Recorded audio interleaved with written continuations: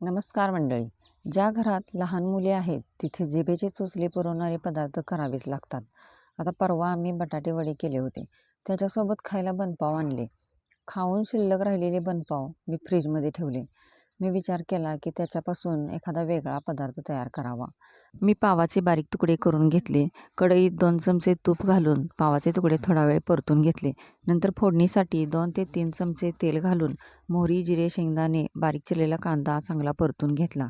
कढीपत्ता, मिरची, बारीक चिरलेला टोमॅटो घातला. टोमॅटो चांगला परतल्यानंतर कोथिंबीर व 1 चमचा लिंबाचा रस, 1 चमचा सॉस आणि अर्धा चमचा हळद व चवीनुसार मीठ घातले. त्यानंतर पावाचे तुकडे घालून सर्व मसाला व्यवस्थित मिक्स करून घेतला. अशा प्रकारे आपला पावाचा छान असा उपमा किंवा चिवडा तयार झाला आहे. खाताना त्यावर थोडी कोथिंबीर व सॉस घालून घ्या. हा गरमागरम उपमा खायला अप्रतिम लागतो. व्हिडिओ आवडला तर लाईक आणि सबस्क्राईब करायला अजिबात विसरायचे नाही.